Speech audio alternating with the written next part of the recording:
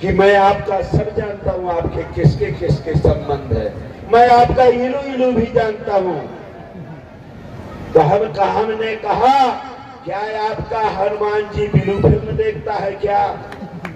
क्या आपका हनुमान जी, जब मैंने आपके एक दलित समाज की बेटी का शादी हुई और उसमें आपने देखा होगा कट्टा चला रहा था उसका भाई, और कह रहे थे टॉर्च चला रहे टॉर्च। हम लोग, मेरे घर में आरडीएक्स रखने वाले थे, विदेशी बंदूक है और आपके करोड़ों रुपए विदेशी मुद्रा, और मुझको पकड़ करके मेरे ऊपर ही मेरी बंदूकों से वो फायर करवाते, और जिस तरह से अतीक अहमद के बेटे को इनकाउंटर कर दिया, वैसे आरडी प्रजापति का इनकाउंटर होना था 25 फरवरी 2022 को।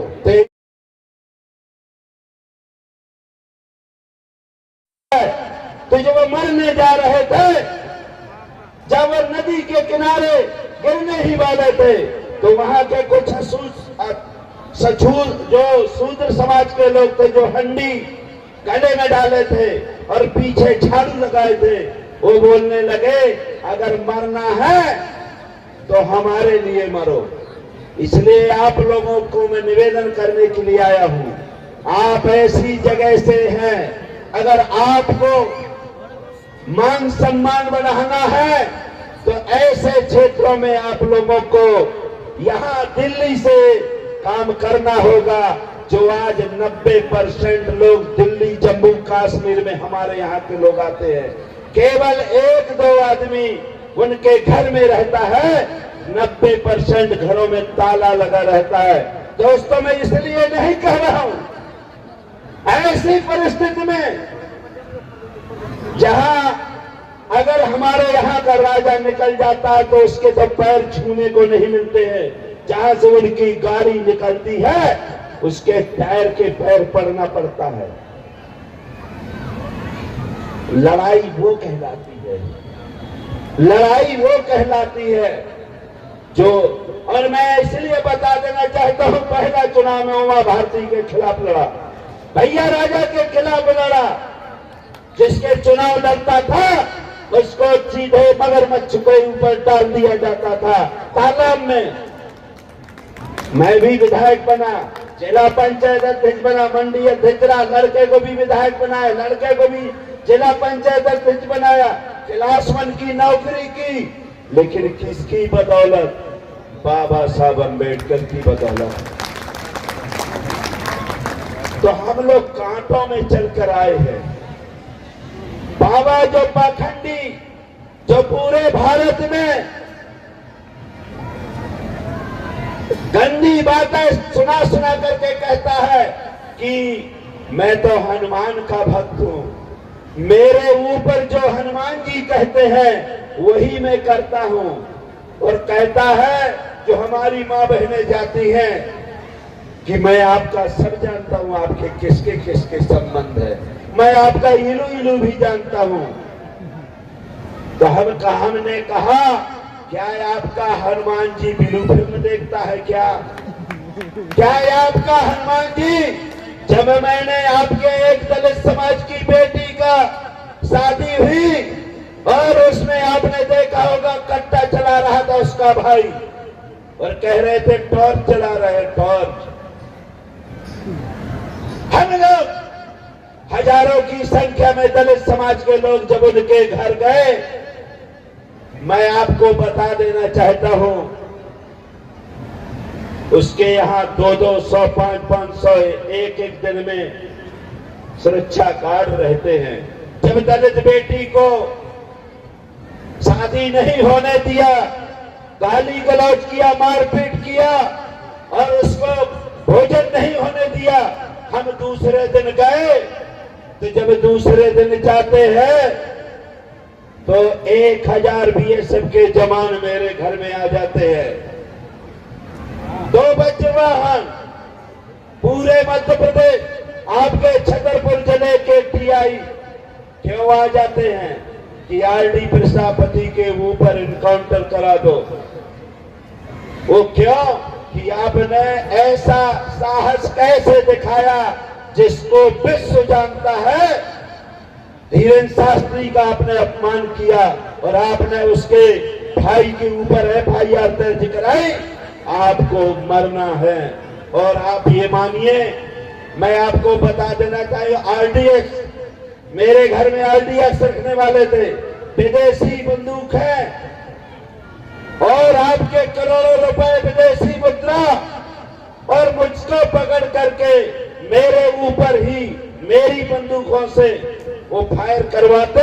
और जिस तरह से अतीक अहमद के बेटे को इनकाउंटर कर दिया, वैसे RD प्रजापति का इनकाउंटर होना था 25 फरवरी 2023 को। दोस्तों, हम उस भूमि से आते हैं और आपसे बता देना चाहता हूं, अभी आपने एक राजा साहब है हमारे, हम आपका नाम बहुत सुनते रहते हैं। हमें आप लोगों से बड़ी आशा लगी रहती जब टीवी में देखता हूं। मैंने भी केस लगाया है उस शास्त्री के विरोध में, मैंने न्यायालय में प्रकरण कायम करवाया है और सुप्रीम कोर्ट में भी ला रहा हूं। यहां भी मैंने याचिका लगाने के लिए कहा है। तो आप, मध्य प्रदेश एक ऐसी जगह है जहां 4 बाबाओं की इनकम आप ये मानिए पूरे मध्य प्रदेश को खबा सकती है। और वो कहां से पैसा, जब तक हम ये पाखंडियों का विरोध नहीं करेंगे तब तक बात नहीं बनने वाली। हम एक सभा करते हैं, ये घर घर सभा करते हैं। हमको पहला काम करना चाहिए कि अपने घर से टीवी निकाल कर फेंक देना चाहिए, हमको अखबार निकाल कर फेंक देना चाहिए।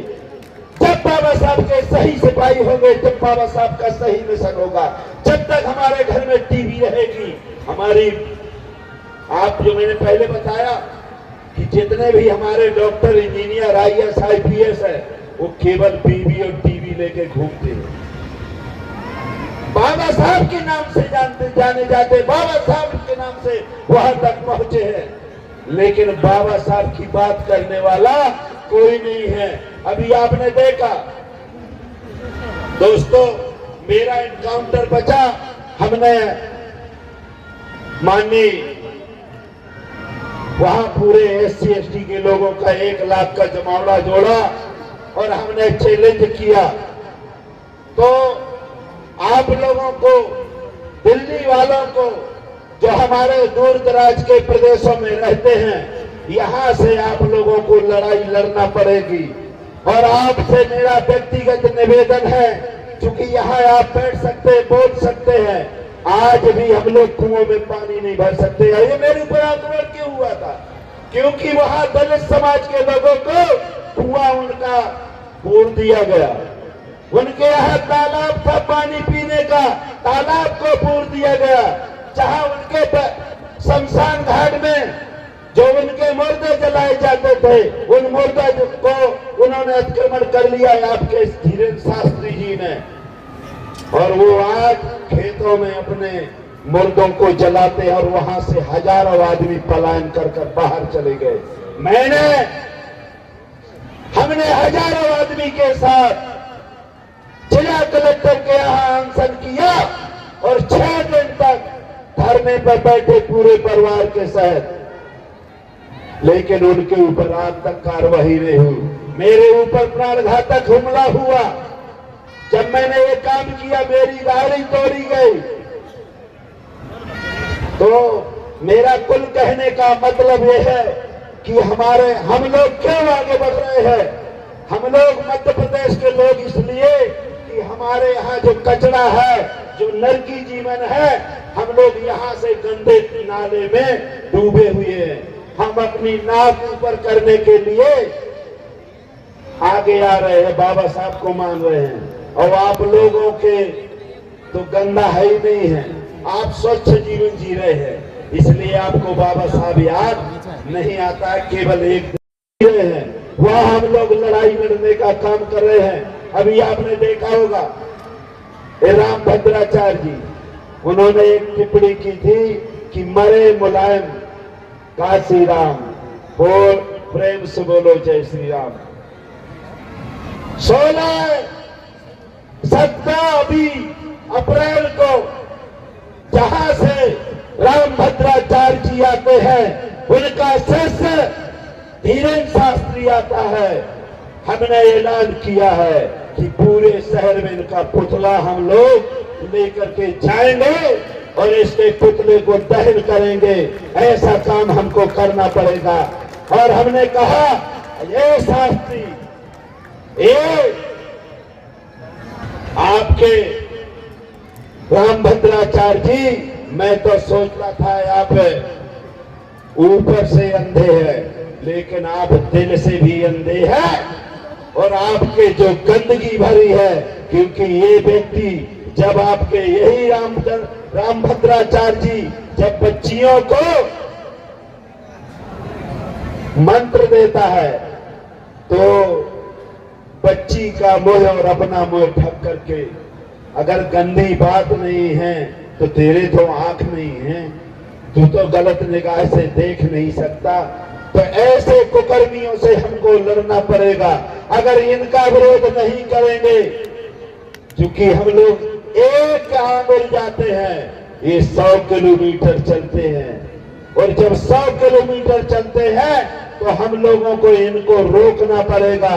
और जब तक हम इन बाबा साहब अम्बेडकर ने कहा था कि हमें किस पे कब्जा करना है, लोकसभा विधानसभा में जहां हमारी तकदीर लिखी जाती है, जहां से हमारी तकदीर लिखी जाती है, हमको उसमें कब्जा करना है। आपको मेरा एक निवेदन है कि आपको मूर्ति पूजा पे ज्यादा ध्यान नहीं देना चाहिए। बाबा साहब अम्बेडकर ने कहा था कि मैं मूर्ति में नहीं रहता, मैं किताबों में रहता हूं। हमको किताबें पढ़ करके बाबा साहब के जो उपदेश है उनको गांव-गांव में सिखाना चाहिए, गांव-गांव में जाना चाहिए। और क्योंकि काफी टाइम हो गया है, मैं भी महू से कल चल कर आया हूं। मैं 24 घंटा हम बाबा साहब के लिए रात दिन सेवा में लगे रहते हैं। और आप ये मानिए कि मैं भी एक गरीब समाज का हूं। मैं उस घर से आता हूं जहां आपके, मैं बता रहा हूं कि हम लोग खड़े होकर नहीं जा सकते थे। 1 साल में 5वीं पास किया मैंने, बहुत गरीब घर के। जब मैं छोटा था तो एक हरिजन, अब तो उस समय हरिजन कहलाता था, एक हरिजन अखबार निकलता था। मैंने जब अपने घर में मंगाया तो पूरे ठाकुर मेरे घर में आ गए थे प्याज से। जबकि हम जानते, अब जानने लगे कि हरिजन का मतलब होता है हरामी की औलाद, जिसके बाप का पता नहीं होता। हम हरिजन नहीं थे, लेकिन उस समय नहीं जानते थे। तो हम लोग आज भी वहां अंदर की जीवन जी रहे हैं और उनकी लड़ाई बड़े पैमाने पर लड़ रहे हैं। इसलिए मेरा निवेदन है कि हमको इस विचारधारा को, जो आप चूंकि दिल्ली में हैं, आप एक मूवमेंट को चला सकते हैं, देश में मूवमेंट जा सकता है। और आप लोग, हम लोगों से, मैं आप लोगों से निवेदन करूंगा, प्राचार्य साहब से भी, आप लोगों से, कि एक बार बुंदेलखंड की धरती में आप लोग पधारे तो हमारे लोगों का कल्याण होगा। और हम यही चाहने के लिए यहाँ आते हैं। बहुत बहुत धन्यवाद। जय भीम, जय भारत, जय संविधान, जय विज्ञान। कि 3 दिन जो आप लोग ये कार्यक्रम करते हैं उसके लिए आप बधाई के पात्र हैं, लेकिन हमको गांव-गांव में इसी तरह से कैडर करना पड़ेगा। और यहाँ लाखों लोग जो बुंदेलखंड गए, आप कहीं भी चले जाएं, आप किसी भी गन्ने नाले के किनारे चले जाएं, आपको बुंदेलखंड के लोग ही मिलेंगे, चाहे उत्तर प्रदेश के हो चाहे मध्य